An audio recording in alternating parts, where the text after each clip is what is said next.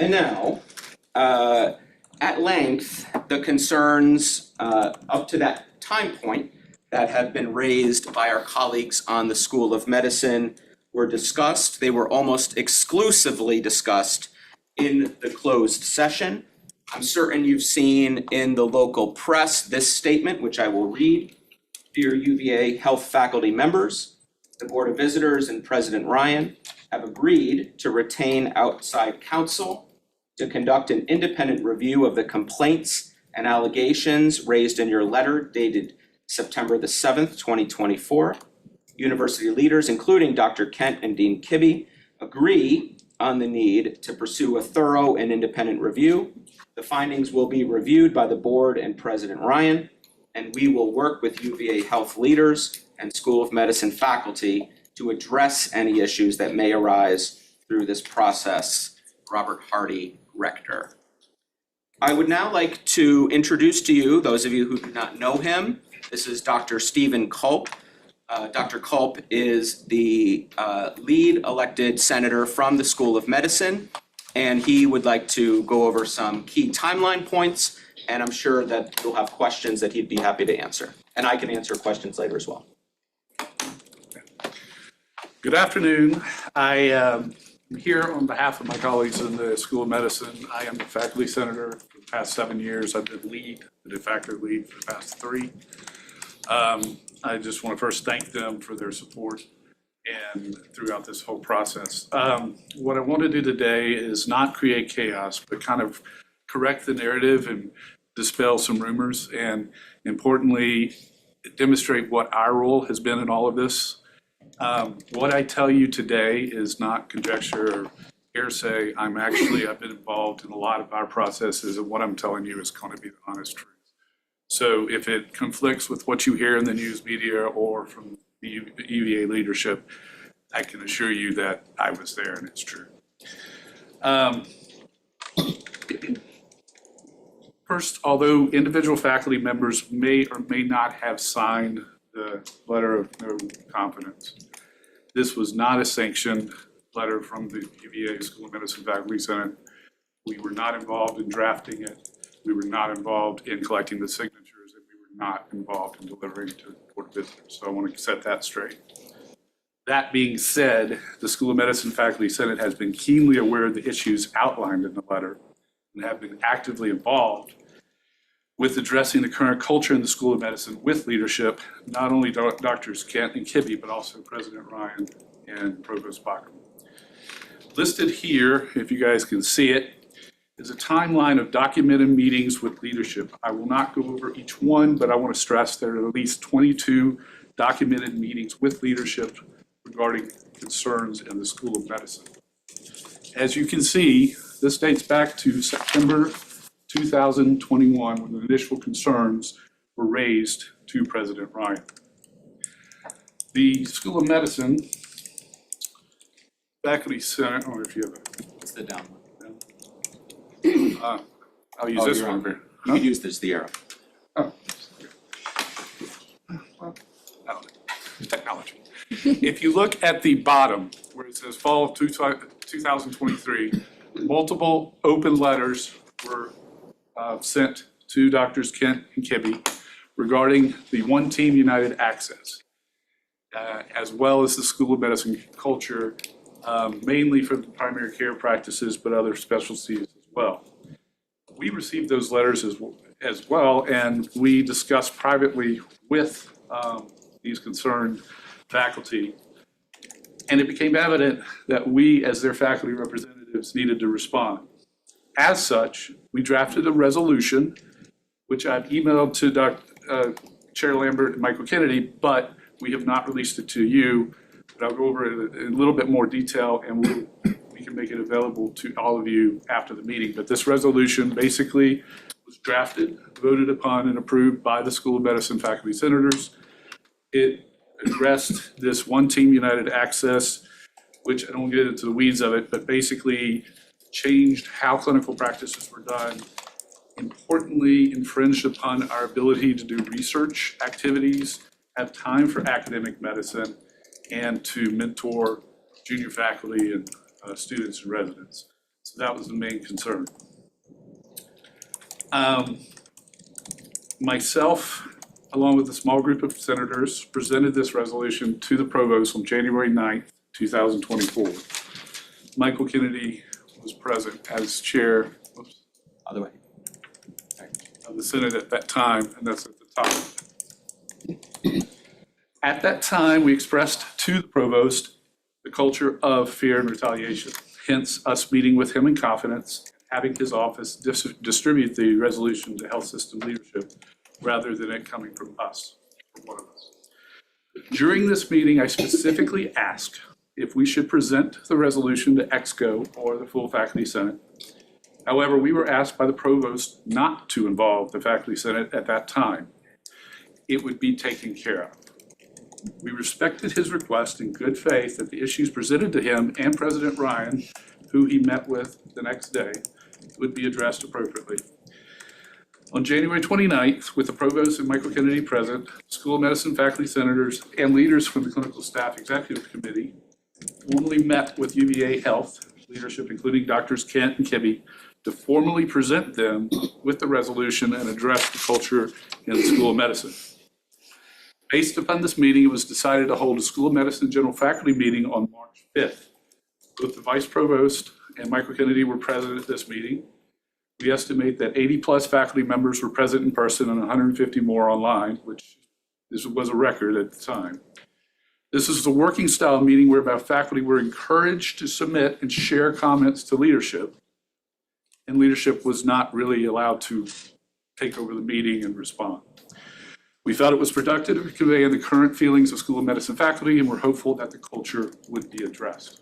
However, after this meeting, there were multiple reports of retaliatory behavior directed towards School of Medicine faculty members, including multiple School of Medicine faculty senators. As such, I and a small group of senators met with the Vice Provost in confidence to address these new concerns. As you can see, and again, I'm not going to go through all these, but as you can see, multiple other meetings were held between different elected representatives and UVA leadership and health system leadership. Unfortunately, the School of Medicine Faculty Senate nor CSAC received any formal response from university leadership regarding expressed concerns or plans to address them. President Ryan emailed the School of Medicine faculty on Saturday, September 7th in response to the letter of the board, to the Board of Visitors. This email was not well received by the School of Medicine faculty and potentially strains any trust we have remaining in university leadership. I would like to highlight an excerpt from the email. Per President Ryan, with regard to the letter to the BOV, quote, some of the accusations are fairly evident references to specific matters that we have already addressed or actively working on. Others are new to us, but we will do our best to run them to the ground and get to the bottom of them. Even though it is difficult to investigate generalized and anonymous claims of wrongdoing without specific details or names to follow up with, we will do our best to investigate. He continues further, quote, Ian Bauckham and I have been meeting with small groups of faculty over the last couple of months to hear their concerns. I can stand here before you honestly and claim these statements to be categorically false. Without naming my colleagues who stood with me, I can say honestly that university leadership have known about all these issues for at least the better part of the year, if not more, not a couple of months.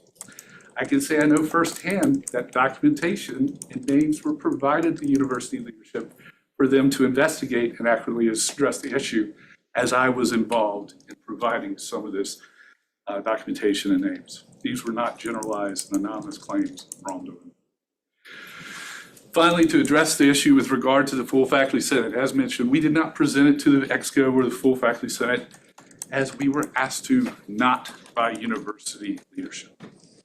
Further, no individual cases have been submitted through the Faculty Senate Grievance Committee because, although theoretically confidential, School of Medicine faculty right now are so fearful of retaliation, no one will ever chance submitting a grievance.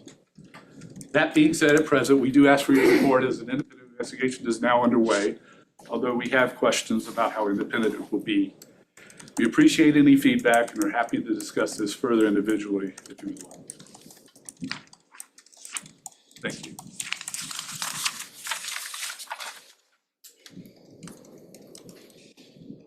Stephen, are there other School of Medicine faculty that are here to speak, or what? Nobody speak unless they want to, but would the School of Medicine faculty raise your hand? And Dr. Tracy is the president of the CSEC, or Clinical Staff Executive Committee.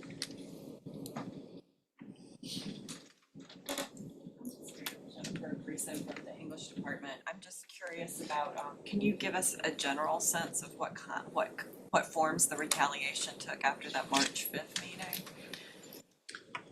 I don't want to. I don't want you to say Yeah, anything that's specific to any person or anything like that. It sounds like it was very immediate though.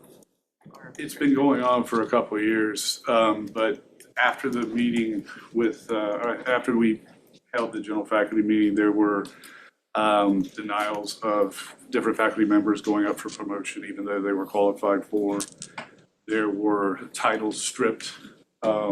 There were forced retirements, early retirements. There have been, there's the Aspire values, which is another category altogether, but the Aspire values are a list of values that the School of Medicine has instituted with the leadership of Drs. Ken and Kibbe. And these Aspire values have been used to punish. If someone deems you not being professional, then that could affect your, not only your job title, your job work, but now they're including it in the compensation. So you have to be, there's been multiple instances where chairs have been asked to not check that the faculty member has attained Aspire values.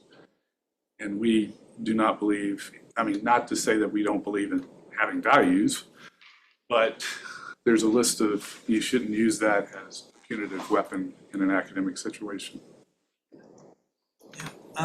First of all, can everybody hear me? I've been receiving excellent treatment at the Medical Center for Laryngitis.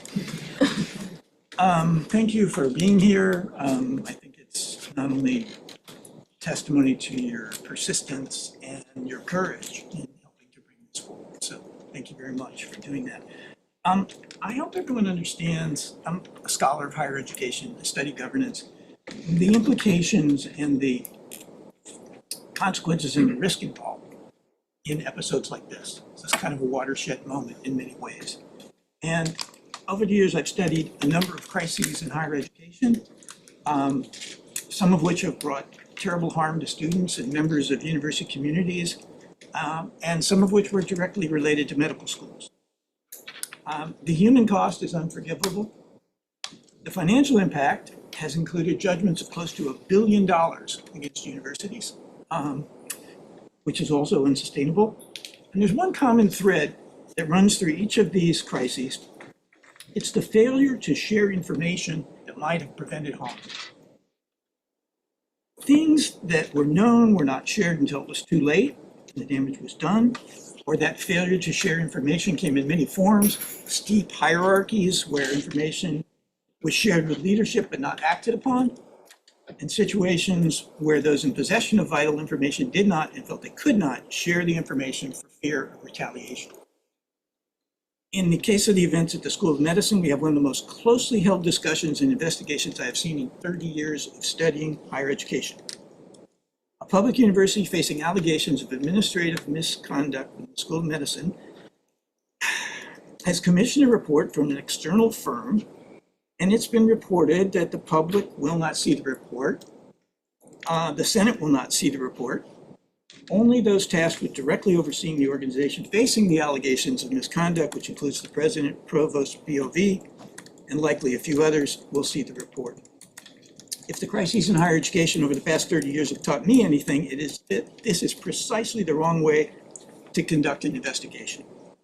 Without extensive information and collaborative discussion, we may get through this situation, but we will be poorly positioned to empower a broad group of the university community to ensure that such crises will not be repeated. I'm well aware of the need to follow laws governing personnel matters, pending litigation, FERPA, and the like. But much has been learned and changes enacted due to commissioned investigative reports that use redaction, anonymity, and confidentiality to enable the dissemination of these vital reviews. I use them in my classrooms. They are one of the most illuminating documents about the ways in which universities are governed and behave that I can use. So finally, I would just ask that I believe this Senate and university deserve no less than full transparency and access, and I would urge us to develop a resolution over the coming weeks to make that clear.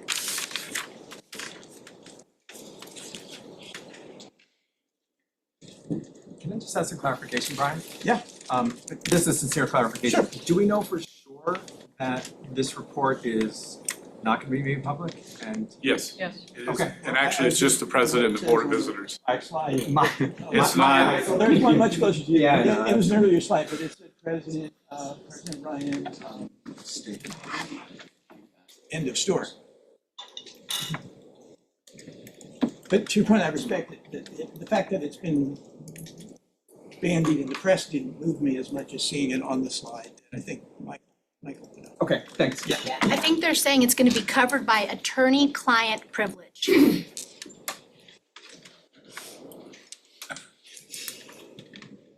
They hired a law firm.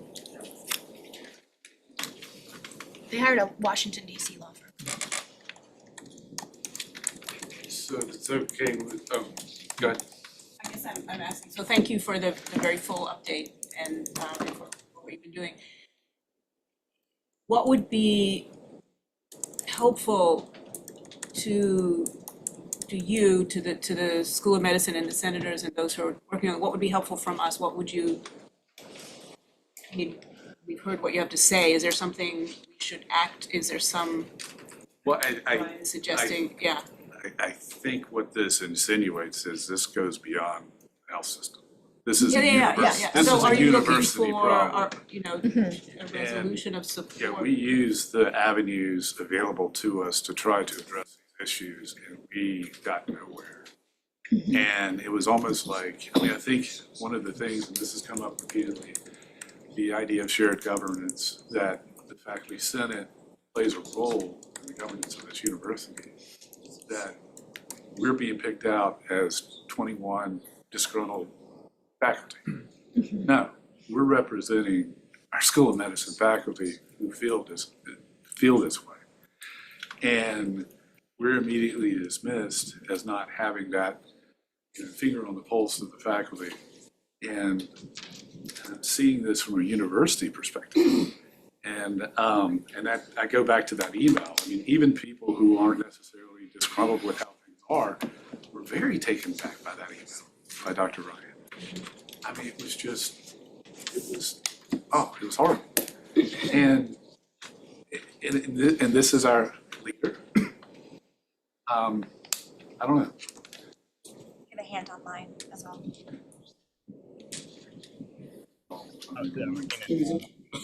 Cardiac surgery. Can y'all hear me okay? Yeah. One other, when you were asking about sort of examples of retaliation, Steve, what I was going to add was that some of us who are involved in that resolution in March 5th meeting, like one of the ways, sort of well, not necessarily retaliation, but intimidation, outreach from the dean's office to ask chairs to approach the faculty who are senators and ask them what their involvement was in these things, which is an intimidation tactic blatantly. And so sometimes the retaliation or intimidation is more, less overt, but those are important things. And from a faculty governance standpoint, how do you stand that? The second point that I wanted to make was, last faculty senate meeting, we talked about how intimidating it could be for an assistant professor or associate professor to get called into a one-on-one meeting with their dean. Well, our leadership's approach with some of these issues is to call individual faculty members into a 5-on-1, with their leadership. And, these are the sort of tactics we're talking about. We have shared governance and an open and honest conversation about tactics. It's just hard to imagine at the University of Virginia. I mean, I don't want to delve into the specifics.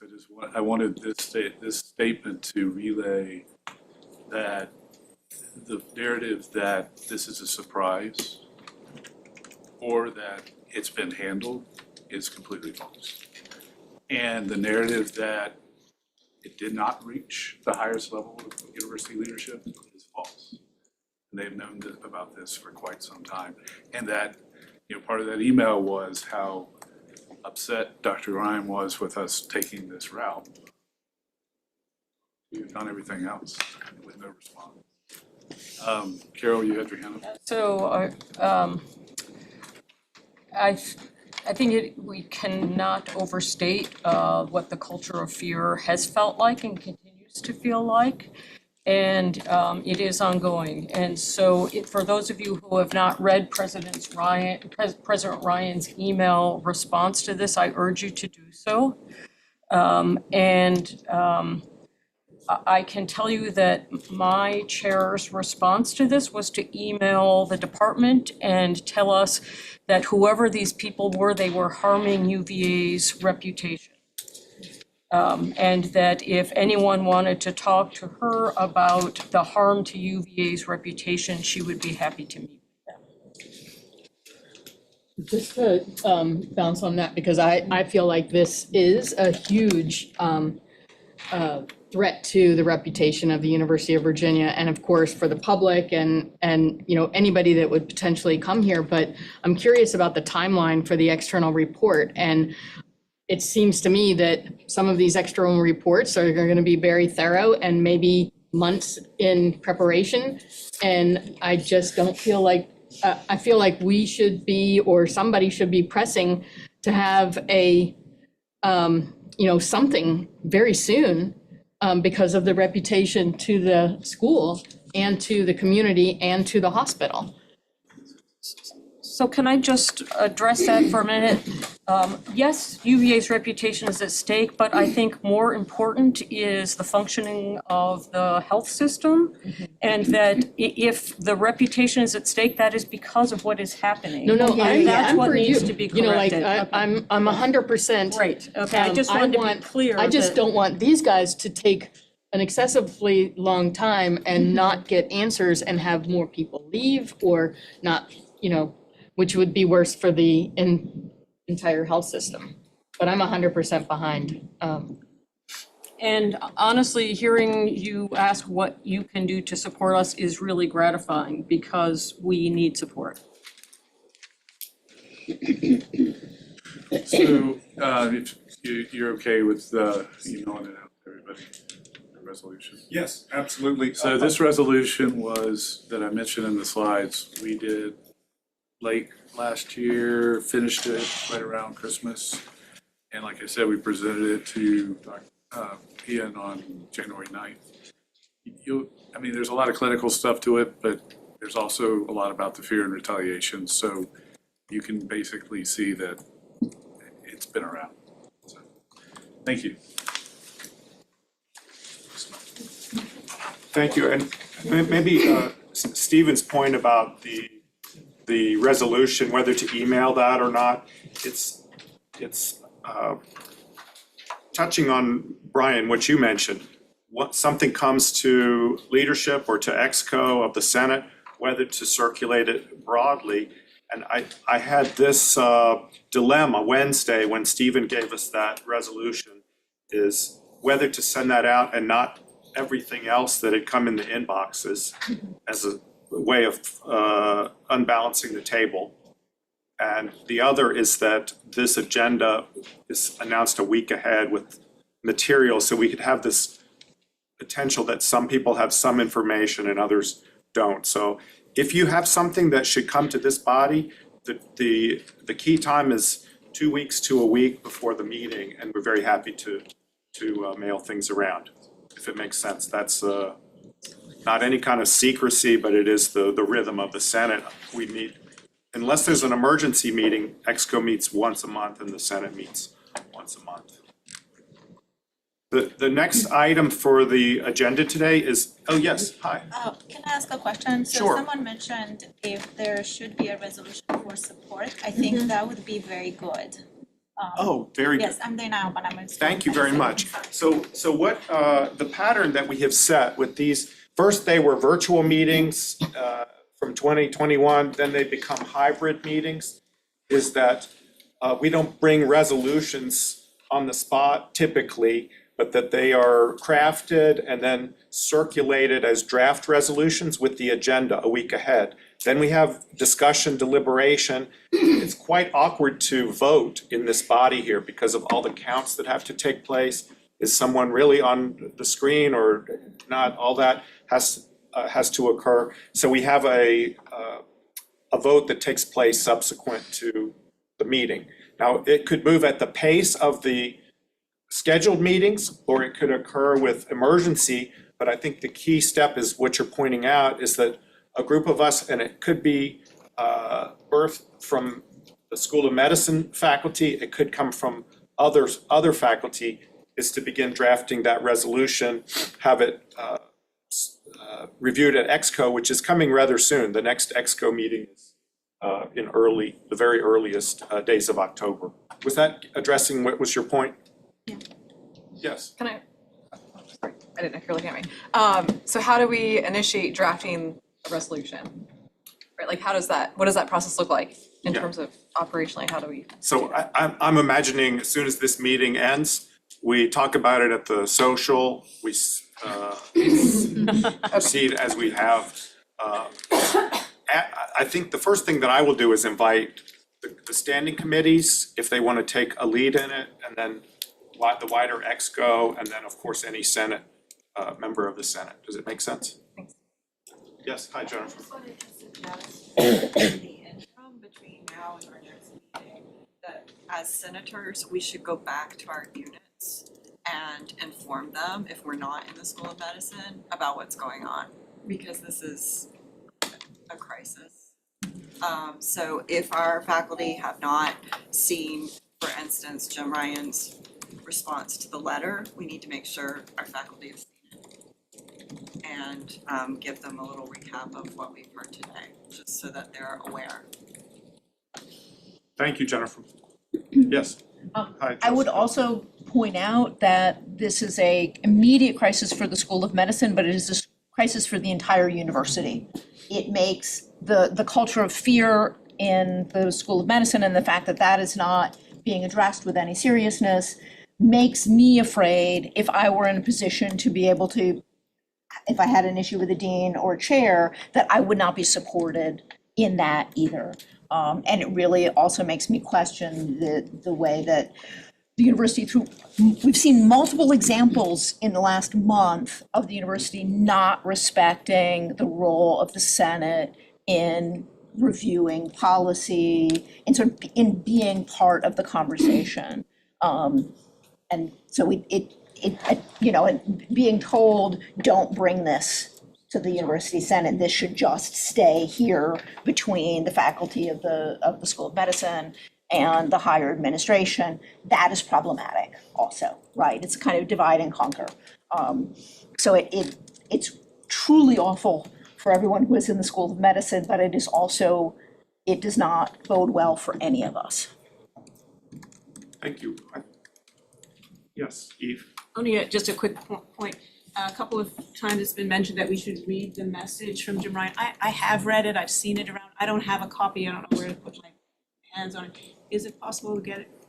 Much as I hate to replicate, but so that we all know exactly what we're talking about, somehow provide email? the email where it says. Yeah, I mean, I can forward the Is that a bad idea? email to, I can forward the email to the same email, I'll send out the resolution. Just so that if we need to refresh our memories or know like what exactly. Eve, all it does, it puts leadership of the Senate in a weird place of how much are we gonna collect? Because we got superb letters from the If it's a problem, don't worry about it. organizations, If it's a problem, don't worry AAUP about it. and It's just that it's been suggested a couple of times, like everyone should read. It is, it's a refresh your dilemma, memory. that's what it is exactly. There's also a perfectly fine article in the Daily Progress that Jim sent to a couple of us that puts the letter in context if people haven't seen it, and that it gives a little tiny bit of background. That would be fine to send out to people. Yeah, Brian and then June. So I would like to make a motion from the floor that the Senate resolves to create a resolution as soon as possible addressing the climate in the School of Medicine, and the administration's proposed review of the issues in the School of Medicine, drawing upon President Ryan's response to this crisis, the letter received from the AAUP regarding this situation, and any other documents and information we can pull together as soon as possible. Yeah, all I want to ask is, Brian, we have this convention of bringing those ahead. It is going to happen, everything you just said, but what does it mean? Do we have to have more debate on that right now? With all due respect, any senator can bring a motion from the Yes, floor. Give him a moment. I agree, but we have this other convention of, Is it a convention or a bylaw? Well, it's in the bylaws that I can bring it up. the bylaw is the EXCO decides the agenda. So all I'm concerned was we have an hour left, all the committee reports and a visitor. So what should we do? Brian, I'm asking you also for how much time do we need if we're gonna go that We route? need to get a second, we have some debate, and then people are gonna ask me what I just said, and I'm gonna say, I don't know, help me craft it again. And then we'll get some consensus and have a vote. To be frank, you don't have a lot of choice in the matter. Yeah, I think I do have a choice, but I second the motion. okay, let's go ahead. So there's a motion, Brian, just well put. Brian, can you On a course repeat to it? do that, and then do we take all in favor of that, of each second, or have discussion now? Discussion. Discussion? So Stephen, go ahead. I think on your point, that, I think, yes, we need to address the school medicine issues, but in light of how it played out, what I fear is this is not just gonna be a school medicine issue. What happens when another school has an issue and the president and the provost ignore it? And it's gonna become more university-wide. I mean, if they do this to the School of Medicine, who's to say they wouldn't do this to any other school? So it would, the motion or the resolution would be that this is a highlight of what shouldn't happen at all at the university, any department or division. More.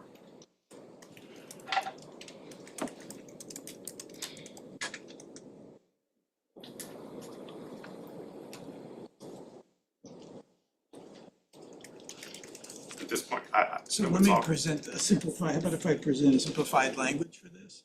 Would that be all right? I mean, Okay. strictly speaking, somebody ought to ask, I don't think I can amend my own amendment, but let's, for my own motions, let's see, if we simply resolve as soon as possible. Brian, I mean, Hold on one second, I'm Michael's just gonna gonna try to type it capture onto it the so people screen, can see it. so you don't have to do it twice. Okay. And Brian, I would ask, since we're gonna have deep thoughts over the next week, don't confine it too much. We wanna have it flexible. Believe me, this is as simple as it gets. Very good, thank My you. goal here is for us to go on the record that we're gonna do something about this. Correct, that's very That's as far as I beautiful. wanna go, so I always over elaborate things, you'll forgive me.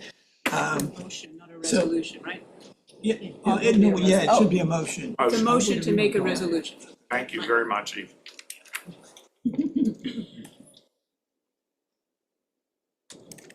So, the Senate resolves as soon as possible to create a resolution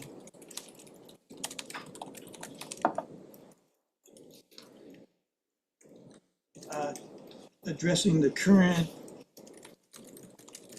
controversy, crisis. State of affairs. I like state of affairs. Issues. Issues. There. Okay, let's say that current issues in the School of Medicine, currently the subject of review by the university administration. So then we're all clear on what we're talking about. It's in the letter from Rector Hardy to us. Why don't we take out current in the first case, because we've got current Right, and current. yeah. The issues in the School of Medicine currently, which are currently the subject of review, I mean, is that clear enough? That's Yeah. excellent. Can it say the Senate will as soon as possible, so we don't have resolves twice? Then we get rid of the two. Create. Do as soon as possible, create. Is the administration, the board also, it's the director announced the review. Yeah. I don't think we're creating a resolution addressing the issues, we're maybe creating a resolution providing support for or something. This, addressing the issues, we're not addressing, that feels investigative or like we are going to fix the issues, so. If we say supporting, then that makes it sound We're like. Yeah, we've I wanted to already- kind of leave it open that maybe we won't pass a resolution, or I don't know what it's gonna say. I just want to How make sure about we do regarding? something. Regarding. Put regarding. Regarding Yes, instead of addressing. Yeah. regarding, I like that. Very good. There we go. Brian, it's moved in a good direction? I love it. Okay. So how would be, do we want to vote in 3 days on the Qualtrics so that we don't have to be counting all these hands on the Well, we have a Zoom? It's just quorum. such embarrassing. But we can We have a vote. quorum, so I think we can Do it, okay. do it. So do we need a motion to close debate or we're assume, I'm gonna assume consent to Just close called the debate. question. Call the Jim just question. called the question. Call the question. All in favor of, The motion. is it all right to support the motion, vote for the motion? Maybe you could read it for people who are Yes, online. the motion is, the Senate will as soon as possible create a resolution regarding the issues in the School of Medicine currently the subject of review by the University Administration and Board of Visitors. So we're taking now a vote of the Senate and allowing the online people to hand raise. So all in favor? Who seconded He the seconded original? it.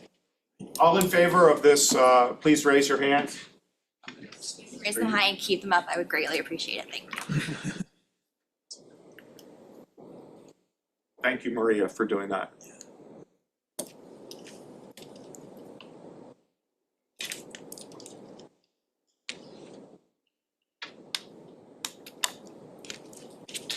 Thank you very much. Let me double check. if Is you there, don't mind, and sorry. is there a way to count hands? Yeah, it auto counts it for me. If you can keep your hands up for one more second so I can double check, thank you. Thank you for being careful with it.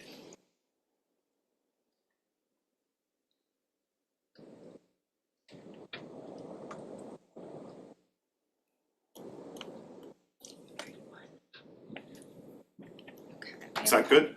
All opposed? And abstentions? Jerry, Michael, me, Kim, one there. So there's, I'm sorry, there were no thank you, opposition. Esther. No Thank you, opposition, Mary. 5 abstentions, thank you. 5 abstentions. There's some up there too. Oh, and 3 on the screen? They might just be lowering. Their hands all went away, so they may. So five.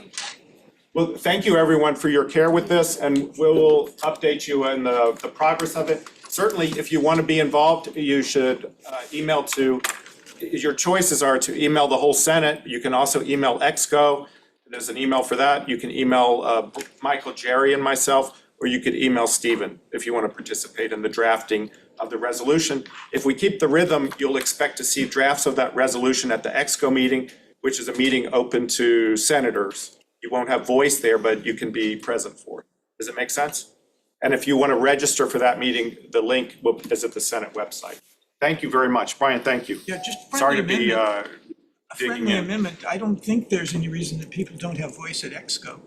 I just mean the senators that show up aren't necessarily speaking up and raising their hands. They can, Oh, they may not be on the agenda or something. Okay. Jim? Yes. Just quickly, the AUP has issued a statement about this problem and this issue and sent it Yes. to you. Do you want me to send it to the rest of the Senate or do you want to send it to the Senate? Let's see, I'm happy if you send it. Thank you. You're Walt. Well, thank you. Walt, thank you very much. So Walt, I'm happy if you send it. If I get in the business of brokering what to send, it's very awkward for me, if it makes sense. Happy to do it. So I'm very happy. It was well done. Thank you. And the president acknowledged it at one point. I think there's been circulation of it around. I saw it at least 4 ways this week.